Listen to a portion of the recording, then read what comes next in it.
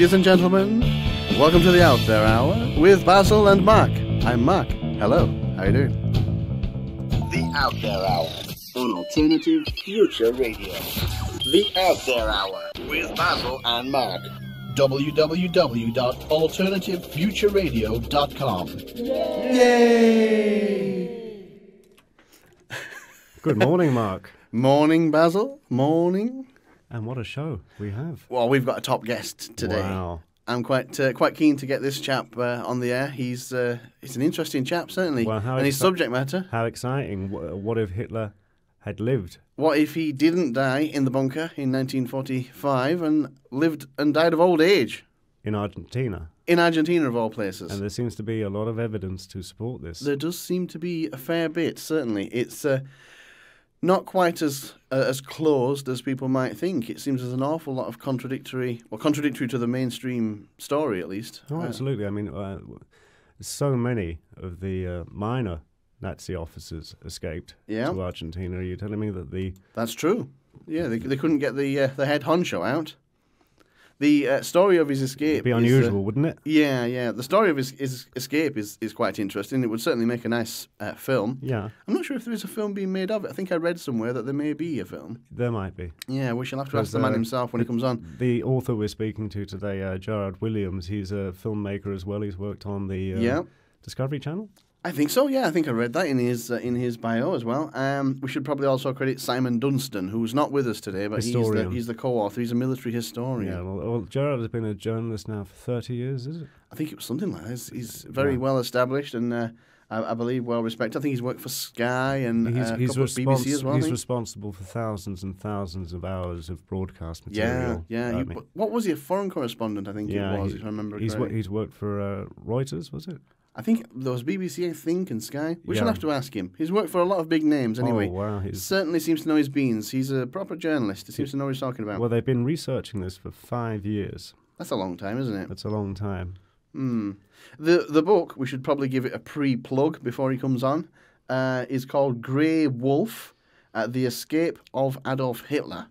And, it looks like a very interesting book. We've read the synopsis of it and some of the background information, and certainly seems very interesting. Yeah, it's published in October 2011, so it's available on Amazon. Yes, we've got a link to it on our website, actually, as well, on the shop button, which actually takes you to Amazon. I've seen Gerard on the Frost Report with David Frost. Did you? And I've not seen that. Yes, I watched him on Sky News. Yeah, I saw the Sky News interview he did, so we got a few questions for him about that. Rather too short, I thought, for such a great subject. A little bit awkward as well. Yeah, something odd. Yeah, it was very awkward. They didn't seem overly comfortable about having him on at all, did they? Most unusual. We shall have to question him about this. We should. Do we want to do any news, or do we want to get the guest on?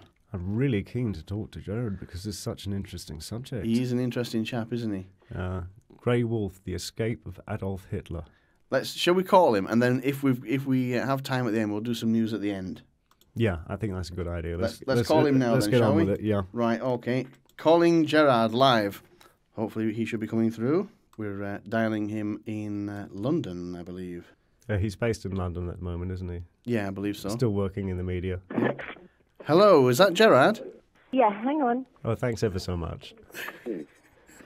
Hello, Gerard. We rang too early. Hi, Gerard. Sorry, we rang too early. Well, we were so excited. Why don't we do that? We're so excited to speak to you. We got ahead of ourselves. We got a bit giddy. Sorry. That's fine, guys. No worries. So we were just saying that you wrote the book, and it's taken you quite a while to write it. We only gave a very, very brief overview about what it's about. So we thought we'd leave it to you because you're the expert. Do you want to just give a rough overview of what it's about? Well, surprisingly, and something that shocked both Simon Dunstan, my co-writer, and myself, is that we think that, we're sure that Adolf Hitler escaped from Germany at the end of World War II and lived in Argentina for 17 years until his death in 1962. Not only Adolf Hitler escaped, but Martin Bormann and Gestapo Müller, the head of the SD, all from the bunker and all from Berlin. And who was the other chap there? Martin Bormann. I've heard his name before. I'm not sure who he is. Who is he? What did he do? Martin Bormann was the party secretary. He was effectively Hitler's number two, the Reichsleiter, he was known as. He was the man who organized, well, the economics of the Nazi Party, and was probably the most powerful man in the Nazi hierarchy. Right. And the man who controlled access to Hitler in the final days of the war. Well, I mean, we never thought that we were going to do anything but a rather silly conspiracy theory documentary. I mean, that's how it all started. After I'd been doing a series of documentaries in Argentina on other subjects, quite serious subjects. And we came across this one, and after 30-odd years as a journalist, I thought, I've never done a conspiracy theory film, and this sounded like a great idea, the idea that Adolf Hitler had escaped by submarine, of all things, to Argentina at the end of the war. We come across many people in Argentina who said this was true, and our research and the research by other people like Gerald Steinacher and various other people in Germany now show that over 30,000 of these people escaped from Germany at the end of the war, never mind the amount of Croats and other European fascists that made it to Argentina. And as we started to look at the whole story and started to look at the deaths in the bunker and everything else, it became pretty obvious that what we'd been told for 65 years was simply not true. There was no forensic evidence to the death of Adolf Hitler in the bunker in Berlin. The skull that the Russians have always said was Adolf Hitler's turned out, when it was forensically examined by a DNA expert, to be that of a young woman. So not even the Russian skull was Hitler's. And as we started to investigate and started to look further and further into the story, it just became, compellingly clear that we had been told, for whatever reason, the heat of life. It seems highly unlikely that he didn't survive. It was of his character. It was unlike him to commit suicide. He wasn't that type of person, was he? Well, I mean, one of the problems with doing something like this, writing a book like this, and being a journalist, is I can't really put myself inside the head of Adolf Hitler. I know historians put themselves inside the head of people all the time. All that we can do, and what we've done in Grey Wolf, The Escape of Adolf Hitler, is present the facts that we have found. Martin Bormann, definitely, he wrote that he fully intended to survive, and we're now sure that Martin Bormann did survive and live a lot longer than Adolf Hitler. But I can't see any reason why, if there had been a way out, why Hitler would not have taken it. And I think he waited until the very last moment. I'm not sure why he waited, what he was expecting to happen. But he waited until the very last moment, the evening of April the 29th, 1945, before making his escape. Well, according to a book you may have read by Simon Wiesenthal, the Nazi hunter, the Jewish Nazi hunter, he confirms, and of course he apprehended quite a number of Nazis in South America. Yeah, I mean, Wiesenthal is an interesting character and a great man in many ways, although he did embellish much of his material and many of his stories, which is a bit sad. And various people have tried to debunk his work, especially in recent years. But what is now coming out, what is now being made public for the first time, is the involvement of American intelligence services and the involvement of the Vatican especially in helping move a mass movement of Nazis, war criminals and fascists out of Europe into Latin America at the end of the war. The Germans had been planning this, the Nazis had been planning this from the mid-1930s in Argentina. Argentina was the only country outside of Germany that actually had a Nazi party, a National Socialist Party. And they had used the swastika as their symbol, surrounded by a cogged wheel. And there were, we have pictures, moving pictures of a rally celebrating the Anschluss of Austrian Germany in Buenos Aires in the 1930s. And there are 30,000 people there, all giving the Hitler salute and all dressed up in those rather natty uniforms that these horrible people used to wear. You were saying that you originally thought that you were going to write a conspiracy theory book. Were you originally not taking it seriously? Or? Well, I'm a TV journalist. I mean, that's what I've done for all my adult life. Yeah. And after Baghdad and after Iraq and Rwanda and various other places, I'd sort of pretty much had enough of doing hard television news, people like Reuters, the BBC and Sky, and felt that I needed to do longer form documentaries, go to places where it wasn't likely that I was going to be shot or missiled or anything unpleasant again. Yeah, I've been shot at. It's not nice. No, it isn't nice. It's just simply unpleasant. And when I was cruise missiled in Baghdad by the Americans, I have to say it felt very personal indeed. That would be a low light for me, certainly. Yeah, lovely fireworks, but not nice. Nice to look at, not to be. Yeah. So when the opportunity came up to do what seemed like a silly conspiracy theory, I thought, okay, it's light, it would be amusing. We can add to the mythology. Yeah. But it was when we started to actually get into the research, and Simon and I between us have been to Argentina 17 times.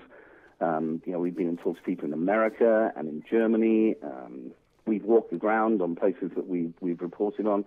And we've gone back to contemporaneous reporting. I mean, a lot of this material has been published before in places like Time magazine, The Times, the Daily Express. But for some reason, it's been ignored.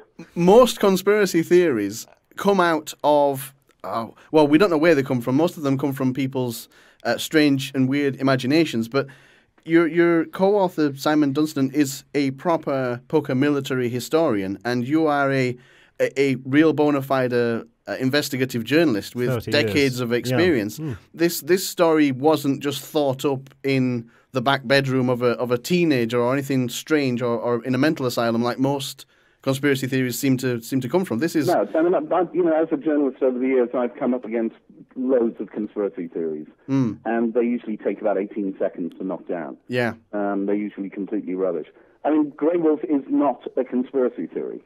What Grey Wolf is the presentation of the detailed cover-up of a conspiracy that has lasted for over 65 years. But you've got so much testimony from witnesses, haven't you, Gerard? We have, and two of those witnesses have actually been threatened with death in Argentina. They've been told that they'd be killed if they continued to work with us. Wow. And I think that was there have been a number of sort of turning points for me on this story. But the fact that people were being threatened and they were taking those threats very seriously was something I thought, hang on, why would you threaten somebody in any way, shape or form if there wasn't more to the story than originally meets the eye? And it was that, I suppose, that made me stop thinking of this as a conspiracy theory and start looking at it as a story that had not been told. It's interesting that they're threatening people with death here and now, but this story is somewhat years old. So that then asks the question: who are they protecting? Are they protecting people who are still alive? I don't think anybody's still alive. None of the major. No, well, surely they'd be a bit old by now, but maybe Hitler dead in 1962. So what they are protecting is the economic loot that was stolen by the Nazis and taken out of Germany at the end of World War II. Yeah. Much of that which was funneled back into Germany in the 1950s to build what became known as the West German economic miracle. And we have to remember that companies like Hugo Boss, Siemens, Krupp, Thyssen, BASF, you name it, any major German company, during World War II used slave labor, supported the Nazis, did horrendous things. And yet these companies kept their names and are still massively successful today. I mean, Siemens is one of the biggest IT contractors to the British government. Never mind the fact that Hugo Boss is on everybody's street. Well, Hugo Boss designed the uniforms for the SS and had slave workers make them, and yet people still buy their products. I find that, I find it disgusting personally, but I'm sure many other people wouldn't. But I think that what is being protected is the country buying wealth, which the Nazis moved out from 1943 onwards. Yeah. And we're talking in part major shipments of, hard stuff, gold, jewelry, artwork, whatever, by ship from Spain to Argentina and to Brazil. But what we're talking about in the 1940s is international transfers through banks in Switzerland that took their 5% commission, and then shovel that money into banks in Argentina and, well, in lots of other neutral countries as well. Syria, Egypt was involved, Brazil, Paraguay, Chile. They shipped and shifted electronically, even in those days, billions and billions and billions of dollars. Martin Bormann, who was the criminal genius behind this, was known as the telex general.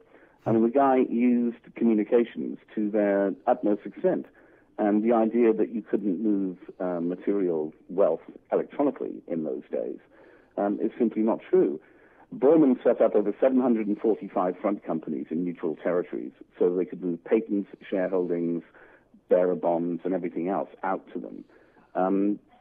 Thyssen, the steel manufacturer, set up 700 of its own front companies around the world. So even though they were partially destroyed in Germany, the real wealth still existed outside. And that wealth is controlled by the children of these Nazi leaders. So that's what they're protecting, if nothing else. It makes perfect sense. Getting back to Hitler while he was alive in Argentina, do you know, Jared, in what way he would have been active or what he was doing? It's a very strange and sort of rather banal middle-class story of he and Ava having tea with various supporters over there. I think that in the early part of the exile, up until 1948, when Martin Bormann arrived in Argentina, there was probably a hope that they could rebuild the Fourth Reich. Yes. Or rebuild a Fourth Reich and have, a fascist resurgence around the world. I think when Martin Bormann, who was a realist in all things, got to Argentina and had a look at the situation, he realized that the Nazi brand was completely shot, that you could never have tens of thousands of people marching behind the swastika again in their black boots, because the world knew about what had happened in the camps. These people had murdered 6 million people industrially. Never mind, the millions and millions of people they'd murdered on the Eastern Front, and of course all the people who died fighting them. So I think Bormann realized at that stage that the party could never come to life again. So he turned it into a banking concern, effectively. Up until about 1952, there were still various attempts by people like Hans-Ulrich Rudel, who was Hitler's favorite fighter pilot. There were still attempts by people like that to build a right-wing party back in Germany. But they all failed. And they failed, I think, because Bormann cut off the money to them. Well, and at the same time, Sorry. Well, it makes sense. The world is controlled by money. If you really want to control completely. Yeah. And the world is controlled by people without any morals who control the money. That much is also true, yeah. Gerard, I think people would be keen to... What happened is that Bormann pretty much put Hitler into an exile in Argentina. Yes. Just like at the end of the war, he controlled total access to the Fuhrer, and he just made him fade away because he was dangerous to his plans. What condition do you think Adolf Hitler would have been in? Would he have been healthy or shell-shocked? He was 56. He was 56 at the end of the war. Yeah. And there is no evidence for him ever having suffered from Parkinson's disease. No. He did have a scarlet fever pretty badly at the end of World War One. And of course, in the July bomb plot in 1944, he'd been wounded, and he was probably wounded more badly than the propaganda machine let go at the time. I see. And interestingly, we've got scientific proof that the last alleged pictures of Hitler in Berlin in 1945, on April the 20th, handing out, and they're very famous, he's handing out medals to members of the Hitler Youth. That film footage, that's right, yeah. Yeah, but it's not Hitler. And people say that, he had aged so much, he looks 60. Well, the man in the film is 60. It's not Hitler. Yeah, no, the man in the film we've actually had proved by Britain's top facial recognition expert, the guy who identified the 7/7 bombers and has worked for the Met, well, Scotland Yard, you could call it, for many years. We've had it proved that that man is definitely not Adolf Hitler. It doesn't, it's not him. So even up until the 20th of April 1945, there were regular appearances by Hitler's double. And we think there's probably one man, Gustav Weber, who is that particular one. But we know from MI5, MI6 reports that there were at least 2 doubles in regular presence at Berchtesgaden up at the Eagle's Nest. and who regularly appeared to Hitler. And Stalin had 6 doubles, even Monty had a double. It was common practice. Churchill, I believe, had doubles and as Monty. Well. And even up to Saddam Hussein, he had doubles. It's something that's done. I've actually seen one of Saddam's doubles. Yeah. Enough for my first time in Iraq. But the great thing about, well, not the great thing, but the clever thing about this is that they made Hitler die, just like Gestapo Muller, the head of the police, general head of the police, Gestapo in Germany. He was buried in May 1945 in a grave, and his family put up a cute little headstone saying, "To our dear daddy." Our dear daddy was a murdering swine. But his grave was actually dug up in 1963 because people were incredibly concerned he'd got away. And they found in the grave 3 bits of other bodies. It was not Gestapo Muller in the grave. The Germans found Martin Bormann's body in the 1970s, and then DNA tested it in the 1990s and confirmed it was Bormann dead in Berlin in May 1945. The problem with that is they used an 83-year-old relative of Martin Bormann for the DNA match, and they refused to name her. Whereas Bormann had a bunch of kids that they could have done. And it was just a cover-up by the West German government and the current German government to what actually happened at the end of World War II.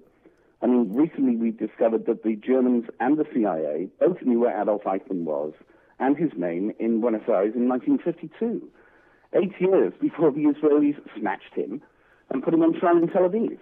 I mean, there's so much there still in the files that needs to come out. I think people would probably want to know, just to backtrack a little bit, how did Hitler actually get out? What were the mechanics of his exit? Because I've heard the story that you've told before, and it's well worth telling again because it does sound like something straight out of a James Bond film. Completely. But this was reported in Time magazine at the time. The Russians found a secret escape tunnel in Hitler's private quarters in the Chancellery, not in the bunker, but in the Chancellery. And that tunnel led down to an underground bunker, which had provisions in it for 12 people for 3 weeks. And a tunnel led from that bunker down to the underground, the U-Bahn, in Berlin. They found various things there which made them believe that people had escaped through it, including a note written in a woman's hand to her parents saying that she would not be able to contact them for some time. And the major in charge, the Russian major in charge, Major Nikitin of all names, is quoted as saying he believed that note came from Eva Braun. We know that the exit from that tunnel is still there in the underground system. What we believe happened is that a group of Nazis, Hitler, Eva Braun, and General Hermann Fegelein, who again is supposedly shot in the bunker at the end of the war, but there's no proof or evidence of that ever happening, made it down through these tunnels into the underground system. They were then escorted through the underground system to an underground station at Fähr-Berliner Platz and up onto a major wide road called the Hohenzollern-Damm. On the Hohenzollern-Damm, there was waiting for them a Ju-52, the Nazi transport aircraft, the eponymous Nazi transport aircraft of World War II, very much like the Dakota, the DC-3 that the Allies used. Yeah. The pilot waiting for them there was Captain Peter Erich Baumgart, who was born in South Africa as a British citizen, but had come back to Germany in the 1930s to join the Nazi Party. As so many internationally born Germans did, came back to rebuild the fatherland. Captain Baumgart flew them out to an airbase at Tonda in Denmark, which actually had been originally the Imperial Zeppelin base in World War I. From there, he dropped them off. They were picked up by another aircraft, which flew them to, we believe, Travemünde on the Baltic coast. And from there, a long-range aircraft, a Ju-252, flew them to an airfield just outside, 80 miles southwest of Barcelona in Spain. That aircraft was destroyed. It was taken apart, dismantled is the words they use. Wow. So there could be no evidence of him arriving. And he was then flown on in a Spanish Air Force aircraft to the island of Fuerteventura where they met 3 submarines from the U-boat convoy, the last U-boat convoy of World War II, the last Wolfpack of World War II, which was codenamed Seawolf. 53 days later, after an incredibly uncomfortable trip, because being on a U-boat always was uncomfortable, being on a submarine still is, Yep. they arrived at Nicosia on the coast of Argentina. And then that sort of sums up basically how they got out.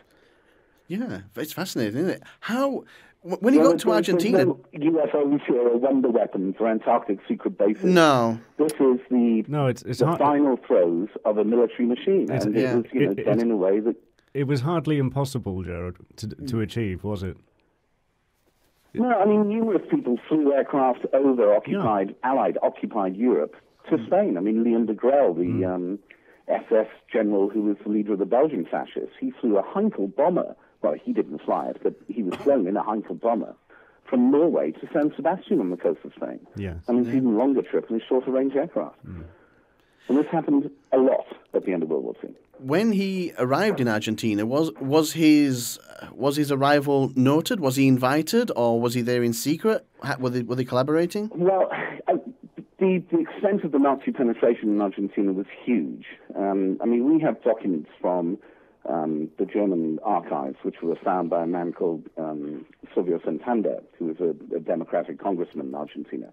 He found documents post-war, which proved that both Eva Duarte, as she was then, and Juan Domingo Perón were being paid by German military intelligence, the Abwehr, from 1941. Germany funded the coup that brought the generals or colonels to power in Argentina in 1943, and they were intimately and intricately involved in Argentine political and military society. So, although not many people would have known probably that it was Hitler arriving, they had definitely prepared the ground. I mean, at one stage, just post-war, Perón issued 10,000 Argentine passports, blank passports, so that they could be used by Nazis to get to Latin America, to get to Argentina. Wow. Never mind the 30-odd thousand that were issued by the International Committee for the Red Cross, unbelievably, and the thousands that were issued by the Vatican. I mean, this wasn't just sort of some, oh, quick, let's all get out of here. This was organized. Yeah. This had been being organized for a number of years, and it was incredibly well funded. Oh, I just remembered in the book there was some testimony from the pilot that flew Hitler. Was there, Gerard? Yeah, I mean, this is the incredible thing for me is that this Captain Peter Baumgart was put on trial in Warsaw. Yeah. In 1947, because he was suspected of being another Captain Peter Baumgart, who'd been on the staff of the SS at Auschwitz, the death camp. Wow. And he got up and he told his story in court under oath, and the Polish judge took one look at him and said, psychiatric testing, please. Because by that stage, Hugh Trevor Roper's report was out saying Hitler had died in the bunker, despite there was no evidence of that. Yes. They sent him away for psychiatric testing, had him tested by 3 senior Polish psychiatrists, brought him back, declared him sane to stand trial, and he repeated his story again. Now, this was all covered and reported by Reuters, the Associated Press, it was reported in the Times, in newspapers all around the world, and then forgotten. Peter Baumgart served 5 years in a Polish jail, was released in 1951, and disappears from history. Or I haven't been able to find him. Maybe a better researcher could, but I haven't been able to find him. Why did he serve a sentence, Gerard? Being a member of the SS. Oh, I see. Right. All right, yeah. I mean, a prescribed organization, and despite the fact that it was proven that he hadn't been at Auschwitz, being a member of the SS was enough. Although it's strange that he did hold SS rank, but he'd also flown with the Luftwaffe for a great deal in World War II. That's right. And describes having 138 victories and in receipt of a Knight's Cross, although he's not on the list of recipients of the Knight's Cross. But there are various people who aren't. Gerard, what do the Nazi hunters, if there are, I'm sure there are still some left, yes. I imagine. What do they make of your book and your claims and your story? Are they perturbed by that? Are they accepting of it? We work very closely with the sort of umbrella organization for Jewish groups in Argentina, an outfit called DIA, Delegation Argentina Israelian.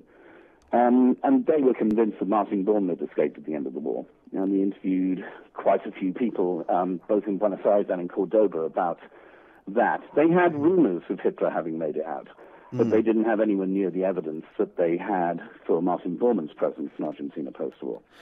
There is still the Wiesenthal organization, but it's not really Simon Wiesenthal's operation. He's been dead for some time now. Yeah. And they were the people who did the last chance thing a couple of years ago, where they offered rewards for finding Alibert Klein, one of the horrible concentration camp doctors. The terrible thing to me is they actually said, "We're coming to look for you," made this public all over the world, and then didn't find him. Yeah. What a surprise.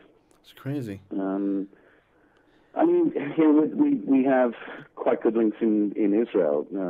Simon works quite a lot with the Israeli Defense, not works with, but he writes books about tanks as well. Right. So he's been out on exercise with the IDF quite a lot, and knows quite a lot of their senior intelligence people. And we're trying to persuade them to release some of their Mossad files at the moment.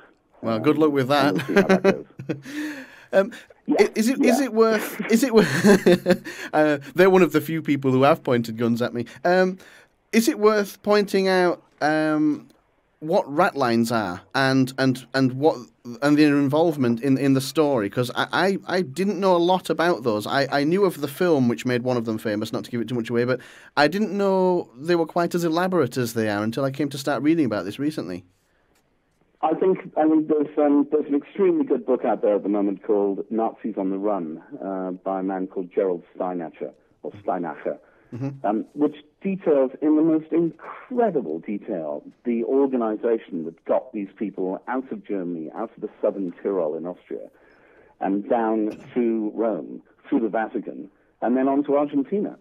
And for the first time, he has presented detail after detail after detail after detail. I mean, it's sickening how this was done.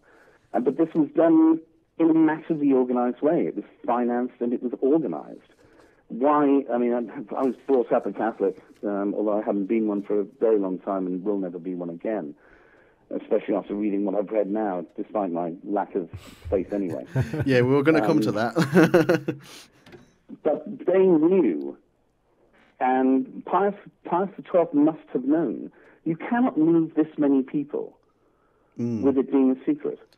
And there are extensive CIA and American intelligence reports from Rome, quoted in Steinacher's book and in other places now, which show that the CIA knew it was happening as well.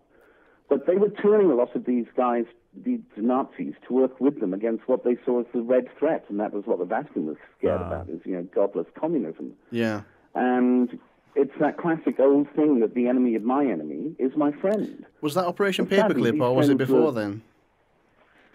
No, Paperclip was before that. I think Paperclip was part of the deal that was done between Alan Dulles of the OSS at that stage, later CIA Director General, and Martin Bormann, to enable Hitler and Bormann and much of their material to get out of the country at the end of the war. There's distinctly a deal done between the hierarchy of the Nazis and senior members of the American intelligence and banking and industrial community to let this happen and make it work. And as part of that deal, I think Bormann gave them Paperclip. He gave them Werner von Braun, who eventually put them on the moon. Yeah. Again, something I find sickening. Von Braun, colonel in the SS, his factories where they created the B-1 and B-2 rockets murdered tens of thousands of slave laborers, and responsible for the death of 8,000 Brits. From B-1 and B-2s exploding over here. Yeah. And yet he went on to become a major American establishment figure, a great American. Well, to me, it's a bit like putting the guy who planned the 9/11 attacks in charge of air safety in America. It is crazy, isn't it? Giving him a medal. Yeah. This man was a murderer. But I don't care how good a scientist he was. They weren't going to let that knowledge escape them, though, were they? Him and 120 of his colleagues. Yeah. Hence the race to get them. I mean, there was a hell of a battle at the end of. There was a hell of a race, wasn't there, at the end of World War II to get to these people. The Russians and the Americans and the Brits, I imagine, were slugging it out to try and find these people the first. Oh, it's amazing. Yeah, for the first time in any war, they had the monuments men from America, who were looking for the stolen art treasures. We had Ian Fleming's Red Indians. Ian Fleming, the guy who wrote James Bond, who was Yes, actually that's right. incredibly involved in intelligence during World War II. Was he? I didn't know that. We had groups of people going into areas of Soviet interest and everything else, bringing back scientists. But they must have known where they were. It's not enough to say, well, we cracked Enigma, because at the end of the war, we simply hadn't cracked German codes that they were still using. Yeah. So how did we know where all these people were? Yeah, Germany's a big How do we country. know where they'd hidden the material? We had to be told by somebody on the inside. I'm looking at the picture which I found of the house in Patagonia, I think it is, or somewhere in Argentina, where Hitler is alleged to have lived. It's a big sort of dormer bungalow, a big long-looking house set in some trees. I'm not sure if you're familiar with the picture, but it certainly looks very, very alpine in nature. The house at Inalco was built in the mid-1940s as a refugee or a refuge for Adolf Hitler. And we believe it formed part of the complex, which was known as Adolf Hitler's Valley to the people who lived there. One of the things I've always liked to do as a journalist is I'm not a journalist who sits behind a desk. I've been to this place on 2 separate occasions. I think I said I've been to Argentina on 13 separate occasions, with Simon 17 times.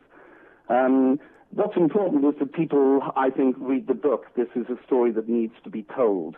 And then they can make up their own mind about what we've discovered. Yes. We don't make things up in Grey Wolf. Grey Wolf reports what we have found out. And I think people can really make their own mind up about it.